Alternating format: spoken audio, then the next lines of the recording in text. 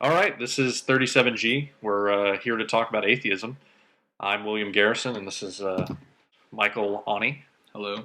We basically want to discuss why we don't believe in God, or any gods for that matter, why we think religion is the wrong way to approach life and the world as we know it. So take us home as the newbie to the atheist crowd, the most recent convert.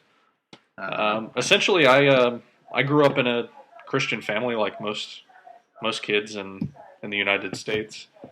Um, Everyone in my family, going to church, prayer before almost every meal, except maybe breakfast sometimes.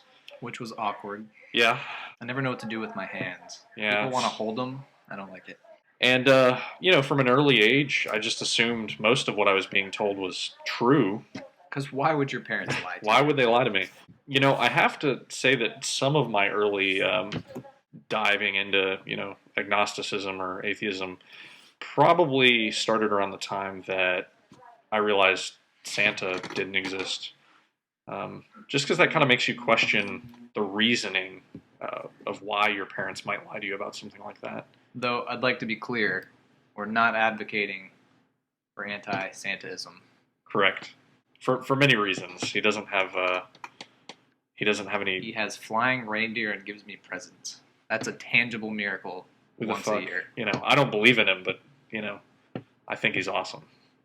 One of the next questions I had, and one that many people that believe in God or gods sort of stumble upon, is why is this religion that I've been brought up in and have known my entire life, why is this religion the right religions out of all of the religions throughout history and throughout countries? It seems kind of convenient that I just happen to be born into Christianity, which claims that it's the right religion, or if I was born in certain Middle Eastern countries, that I just happen to be a Muslim and that's the one and only true religion. It's the miracle of geography, Billy. Yeah. Jesus loves you enough to make you a middle-class white guy. So those are two of the questions that sort of put me on the fence, and for a long time I was just apathetic. I was an agnostic, and I was happy just not deciding any further on religion. You were being a teenager? Yeah. I figured there were more important things than in life than the answer to everything. Like magic cards and Pokemon? Absolutely. Yes. Priorities. Priorities. And through my growing friendship with Michael, and Does that make me a bad influence? some people would say it would be a bad influence. I think it's an enlightening influence. If we end up in hell together, my bad. But it was pretty easy to connect with other atheists once I realized that's what I truly was. I just never put a title on it. So would you describe yourself as almost as an apathetic atheist? You just sort of you add into it. In the beginning, yeah. Now I don't want to say it's a defining part of me, but it's something that's very important to me, and it's one of the reasons why we, started to do this together in the first place, is because we thought it was an important enough topic of discussion to want to not only try and persuade others that, even though we don't know the answers, that maybe we're at least headed in the right direction. That closing ourselves off to this discussion would be the last thing we'd want to do. It's intellectually cheap. Yeah. You're not willing to at least poke your beliefs. And I mean, this has been said before. I think even C.S. Lewis commented that doubt is essential to faith. Although I think that's not a sentiment I would say a large element of the religious people in the world would want to acknowledge. I think they use their diehard belief system as a shield from that doubt, because it is uncomfortable. Yeah. But it's a journey worth taking, I think. Yeah, and talking about uncomfortability, I think one of the things that made me Wait, can we tell this story? Children might be listening. I think one of the things that made me uncomfortable to pursue whether or not I was actually an atheist was just the thought about things like the afterlife. In most religions, you're told that once you die, this isn't your only life. You have a full paradise life, ahead of you, assuming that you follow the right tenets and the right rules, set in these holy books.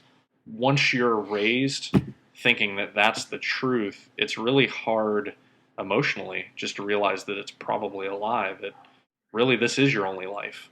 But once you get over that initial sting, I think you're better for it. You're more willing to accept the consequences in this life.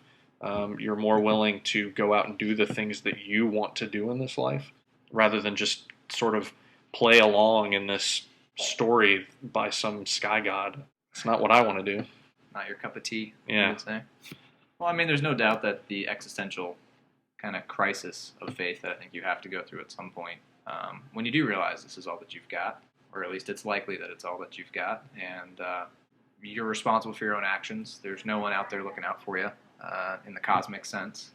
There's no one who's going to make sure everything's okay when it's all said and done. You know, you may lead a crappy life, and that may be it.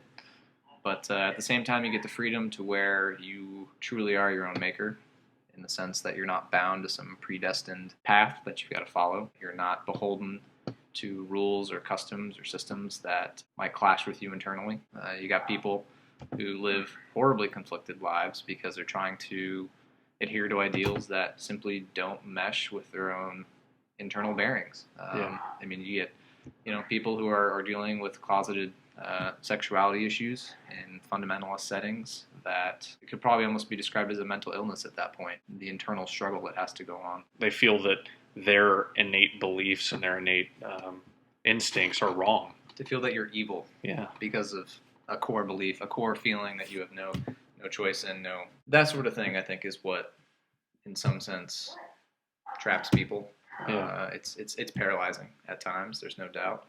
When you look out and you look up the night sky and you realize maybe this doesn't mean anything in the ultimate sense, if there is such a sense.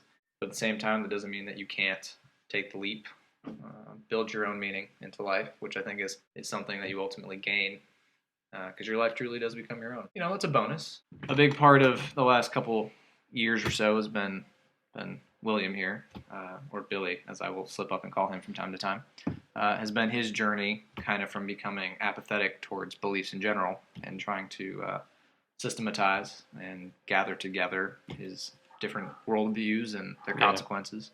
And I think that's what a big part of this is going to be about, is exploring what it actually is to develop atheism, quote unquote, which is not to say it's a belief system in its own right. It's the absence of a given religious belief system. But that does mean you got to provide one for yourself, in a sense. So yeah, and some of the, talking about that, some of the famous atheist debaters have said we actually almost don't want a word for our lack of belief. We're not a-unicornists. We don't believe in unicorns, but we don't have a word to describe our lack of belief.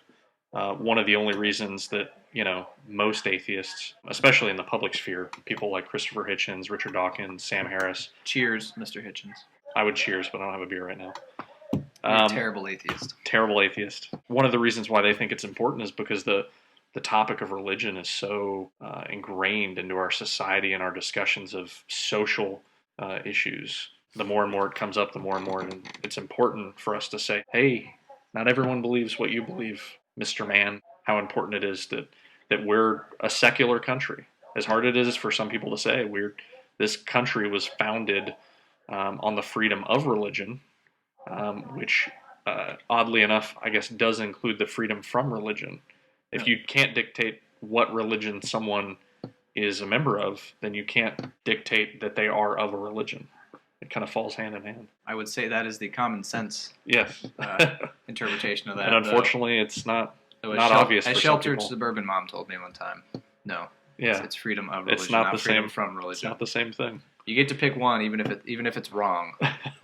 Apparently, my fundy mom would rather I be a Muslim than an atheist. That kind of reminds me of the Stephen Colbert quote. He's like, I accept people of all religions. I think there are infinitely many paths to accepting Jesus Christ as your Savior. Well, I mean, you got to admit, I guess, as long as in the end, as they're burning in a lake of fire, they accept that God is real. Then maybe He'll forgive them. Jesus was the one. Only He has the power. Or if nothing else, they get the satisfaction of knowing they were right. Yeah. And ha-ha. So I think it'd be helpful maybe if you spoke for a minute about overall why you're an atheist. Your journey was a lot more gradual and pretty much started right from the beginning, but I think they might want to know some of the reasons why you're an atheist. My parents always presented stories, as it were, of Jesus and mythological beings, whether it was the Greek gods or the Norse gods, the Egyptians. They were all kind of presented in the same context, in the same sort of authoritative structure. So it wasn't that, hey, Zeus is a myth, that Jesus is real. It was kind of like, here's what some people believe, and here's what people have believed, and here are the stories that are told. And I think that openness to allow me to take in the information from an almost unbiased perspective, where one thing was not given more weight than another, unfairly or unduly, is what ultimately led me at a very young age, probably 7, 8, if you can even declare a universal belief system or lack thereof. As a preteen, it just never made sense to make these assumptions, to assume something as radical as someone coming back from the dead. I mean, I was 5, and I knew once my cat was gone, that was it. And there was no reason to expect any different, and I moved on with my life. And so I guess what some people would call the miraculousness of it all just struck me as kind of absurdity. And so it never clicked for me, which made it easy in my later years to simply say, I'm coming at this from almost a blank slate. I've got some basic moral principles ingrained in me by, I guess, my middle class, suburban upbringing, with no particular ultimate foundation in a religious context. Kind of just explored for years various philosophical systems, read a lot of books, went to the greatest university in the world, Florida State, and majored in philosophy there. And just realized you can have a full-fledged, wonderful philosophical outlet on the world and not rely in any way on a divine being to give that meaning or truth. And that, in fact, they're more fulfilling when it comes from humanity and our own innate, I guess, human nature, as opposed to some being on high handing us rules and dictates that, let's face it, most of them people don't want to follow in the first place. At least aren't inclined. And that's kind of where I'm at today. It was never really a struggle. I was never pressured. I was never pushed. But I did grow up in the South, so there's no doubt that there were confrontations, conversations, some awkward conversion attempts in a mall. I don't know if you remember that. Yeah, I was there. Suncoast. I didn't really give a crap at the time, as we discussed. I wasn't a labeled atheist at the time, but the battering of religion and the people knocking at your door or confronting you was never something I enjoyed, and I don't think even those who believe enjoy it, unless they just like talking about Jesus. I think it was Jim Gaffigan, the comedian, who talked about the one thing that even the religious don't like talking about in public, and that's Jesus. I think he does a Jesus voice at that point. He's like, "Let me talk to you about Jesus." Let me talk about it. And he's like, "Go away, get away from me, freak." Oh, he was talking to the Pope. Yeah, even the Pope be like, "Hey, I leave work at work." Yeah. Yes. It's an awkward discussion, just if nothing else more, just because everyone that believes in Jesus doesn't necessarily believe in the same things, which is that's another problem with religion all of its own. Well, and let's not. I mean, we've been discussing this, I guess, because we've been in a primarily more conservative Christian context in our growing up. But this is not an attack on Christianity per se. It's, in a sense, an attack on the belief that underpins all of these systems. Yeah. Whether it's, anything with the deity, basically. It's problematic, to say the least. Belief in something extraordinary without extraordinary evidence. We believe in critical thinking. We believe that even beginning in elementary school, that kids should be taught to think of everything critically. If they're given information, they should know how to find that information. They should know why that information exists. And this doesn't just have to do with religion. It has to do with science, math, history. We think that critical thinking has a much more important role in society than things like faith. Some people, are fine with their faith, but we don't. We choose not to live with blind faith. Well, I don't know about you, but I don't think it's much of a choice for me. I mean, to be honest, it's one of those things. You couldn't ask me to believe in Jesus and have me go, okay, or Muhammad and Allah or Buddha. I cannot actually believe these things, because belief is not a choice, and it's basically by definition not a choice. It's a grounding for choices, and so it's intellectually dishonest to say that you believe something when you in fact don't believe it to be true. It pretty much goes hand in hand that you can't have one without the other. And so that almost ties into why I became an atheist originally. Is just the definition.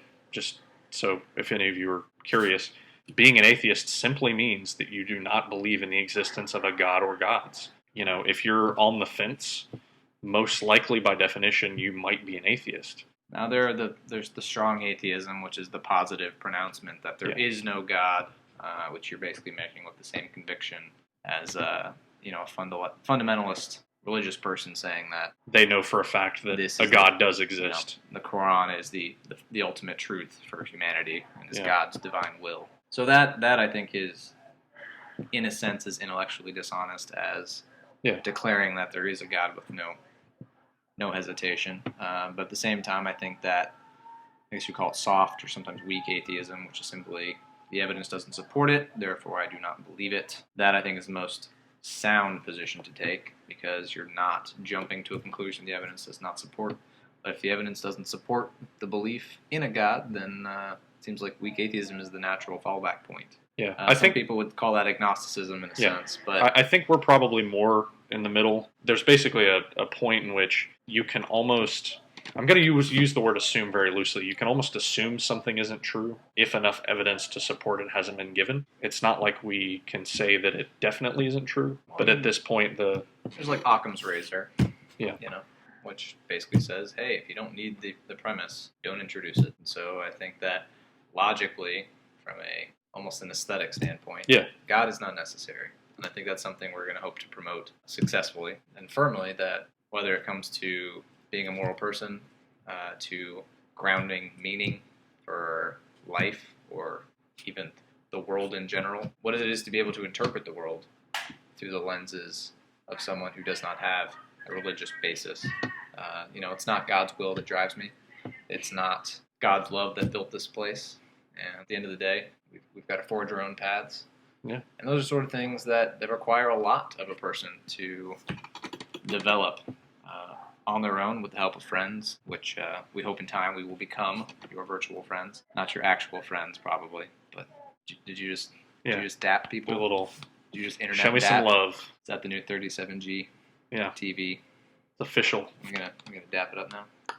That's how we'll close every show, maybe. So welcome to the club, and we hope you'll, I guess, join us on the ride as we kind of explore these topics and what it is to be an atheist and why it's the right way to be, and maybe we'll convince someone. And if not, maybe you'll laugh once or twice. And if not, you should probably stop watching this podcast, because we're not doing a very good job. So, but give us time, we'll get better. And any last thoughts, Billy?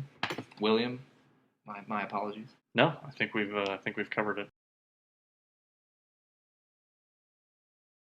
One thing, just a quick aside. No quick asides. Not necessarily but one thing we should do is like come up with random closes, maybe including a name, so that if we decide on a name, it'll be easy because we'll already have footage of it closing, and be like, and remember, no gods allowed. I don't want to do that. What? Not that. You don't like that line? No, okay. I'd rather like dap it like we did. Okay. That was funnier. Because that could, No, wait, you gotta do, what is it, you go down, no, you come together, you go down, and then you mushroom cloud out together. Okay, Carmen and I do this, like we explode. There's also the fisherman. You flop around like a fish. And then there's another one with an axe, but I always forget it. Like, yeah, like interchangeably. So like, yeah, and then like your stand hand on top, and then you get just You mean the saw? Or you can turn butter. Yeah. All right. That might not look right with them being at the table right there. If we had credits to run, we should run those credits. By the way, you might have blood on you, so yeah, it's on your fingers, I think. No. So that's we're gonna edit that one out. That's the only word I have. I was gonna like write some credits on a piece of paper. We did that when we should, yeah, just put that right over what we're talking about. Take away all the audio or all the video, and just have the credit. We can do this in the. So you have no final thought then, basically? No. You hashed it up very well. I don't. I don't think I can add to His that. final thought was, no gods allowed, which was summarily rejected. Your final thought is bad, and you should feel bad. Actually, right there, that's the ending of our podcast. We'll dap. You'll say no gods allowed, and then I'll say your ending is bad. And No, you feel bad. should diss me. No, it's a joke. We'll go back and forth. There's banter. It's not gonna be entertaining if it's just two guys talking metaphysics. Okay, let's do it. There you go. We can cut it out. Well, I mean, you're gonna edit all this out. I don't Yeah, think no. you're actually. I'm saying right now. I'm still Although what's recording. funny is, I bet this would be funny just to like put in after the credits and just be like, if you want to watch it, fuck it, it's there. Well, I mean, you could just mute this part, have music rolling, and just like... Newscasters do it all the time. Yeah. I like hate in you so Anchorman. much. I'm gonna stab you in the throat later. You're a filthy cunt. He's like, you're a filthy prostitute. Yeah. You have Yeah, let's- bad let's- hair. And remember, no gods allowed. No, we said no. That's your ending is bad, and you should feel bad. And cut. There you go.